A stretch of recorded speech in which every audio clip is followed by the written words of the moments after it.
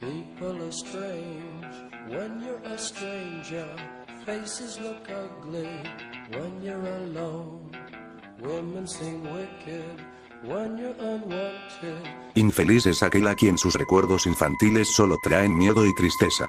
Desgraciado aquel que vuelve la mirada hacia horas solitarias en vastos y lúgubres recintos de cortinados marrones y alucinantes hileras de antiguos volúmenes, o hacia pavorosas vigilias a la sombra de árboles descomunales y grotescos, cargados de enredaderas, que agitan silenciosamente en las alturas sus ramas retorcidas. Tal es lo que los dioses me destinaron, a mí, el aturdido, el frustrado, el estéril, el arruinado. Sin embargo, me siento extrañamente satisfecho y me aferro con desesperación a esos recuerdos marchitos cada vez que mi mente amenaza con ir más allá, hacia el otro. No sé dónde nací, salvo que el castillo era infinitamente horrible, lleno de pasadizos oscuros y con altos cielos rasos donde la mirada solo hallaba telarañas y sombras.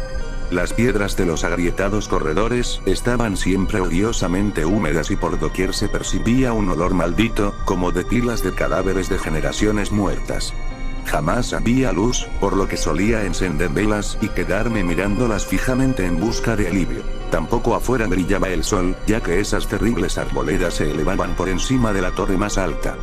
Una torre negra, sobrepasaba el ramaje y salía al cielo abierto y desconocido, pero estaba casi en ruinas y solo se podía ascender a ella por un escarpado muro poco menos que imposible de escalar.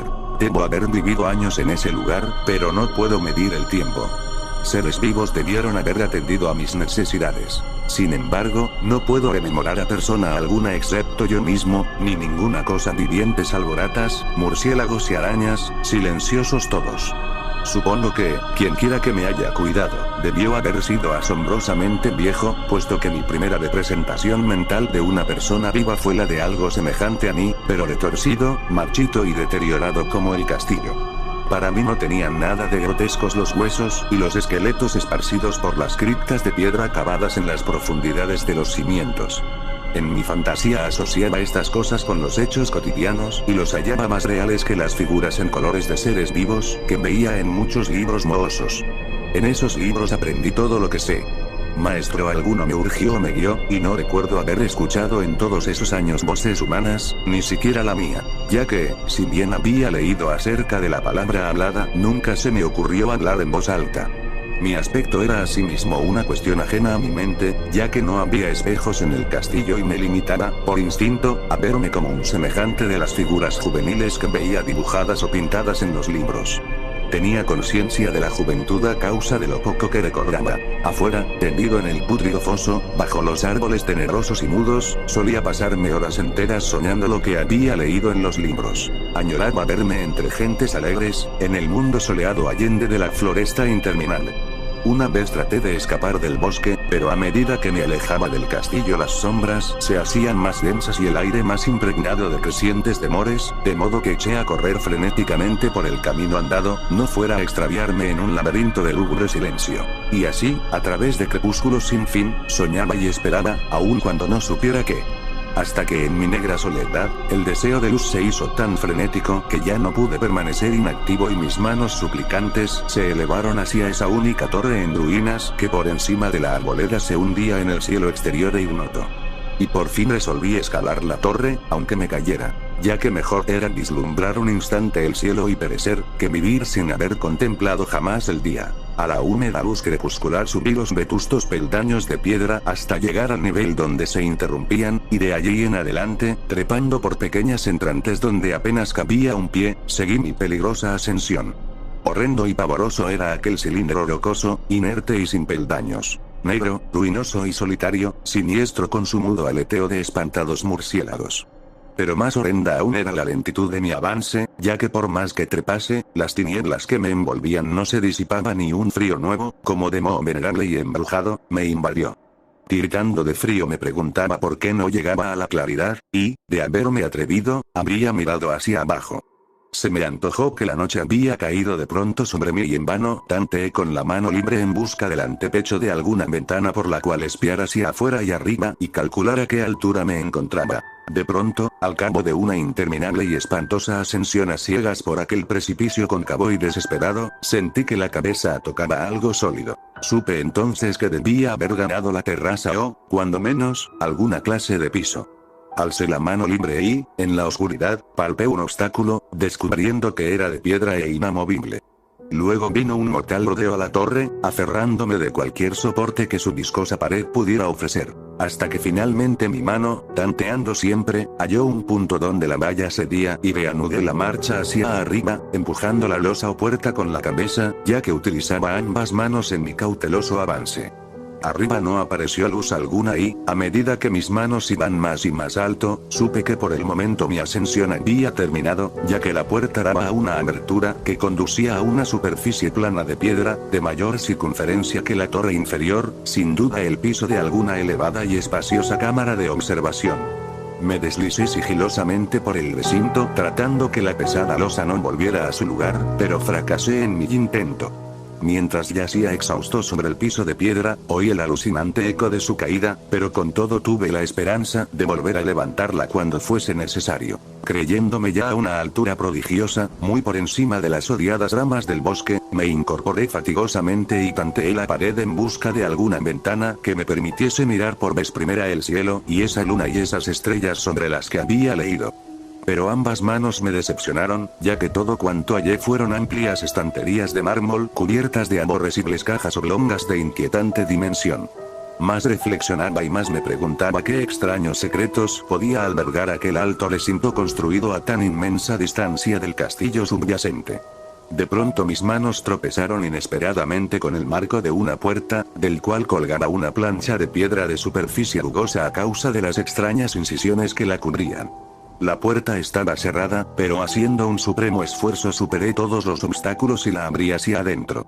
Hecho esto, me invadió el éxtasis más puro jamás conocido. A través de una ornamentada verja de hierro, y en el extremo de una corta escalinata de piedra que ascendía desde la puerta recién descubierta, brillando plácidamente en todo su esplendor estaba la luna llena, a la que nunca había visto antes, salvo en sueños y en vagas visiones que no me atrevía a llamar recuerdos. Seguro ahora de que había alcanzado la cima del castillo, subí rápidamente los pocos peldaños que me separaban de la verja. Pero en eso una nube tapó la luna haciéndome tropezar, y en la oscuridad tuve que avanzar con mayor lentitud. Estaba todavía muy oscuro cuando llegué a la verja, que hallé abierta tras un cuidadoso examen, pero que no quise trasponer por temor a precipitarme desde la increíble altura que había alcanzado. Luego volvió a salir la luna. De todos los impactos imaginables, ninguno tan demoníaco como el de lo insondable y grotescamente inconcebible. Nada de lo soportado antes podía compararse al terror de lo que ahora estaba viendo, de las extraordinarias maravillas que el espectáculo implicaba. El panorama en sí era tan simple como asombroso, ya que consistía meramente en esto. En lugar de una impresionante perspectiva de copas de árboles vistas desde una altura imponente, se extendía a mi alrededor, al mismo nivel de la verja, nada menos que la tierra firme, separada en compartimentos diversos por medio de lajas de mármol y columnas, y sombreada por una antigua iglesia de piedra cuyo devastado capitel brillaba fantasmagóricamente a la luz de la luna. Medio inconsciente, abrí la verja y avancé bamboleándome por la senda de grava blanca que se extendía en dos direcciones. Por aturdida y caótica que estuviera mi mente, persistía en ella ese frenético anhelo de luz. Ni siquiera el pasmoso descubrimiento de momentos antes podía detenerme. No sabía, ni me importaba, si mi experiencia era locura, enajenación o magia, pero estaba resuelto a ir en pos de luminosidad y alegría a toda costa. No sabía quién o qué era yo, ni cuáles podían ser mi ámbito y mis circunstancias. Sin embargo, a medida que proseguía mi tambaleante marcha, se insinuaba en mí una especie de tímido recuerdo latente que hacía mi avance no del todo fortuito, sin rumbo fijo por campo abierto. Unas veces sin perder de vista el camino, otras abandonándolo para internarme, lleno de curiosidad, por praderas en las que solo alguna ruina ocasional revelaba la presencia, en tiempos remotos, de una senda olvidada.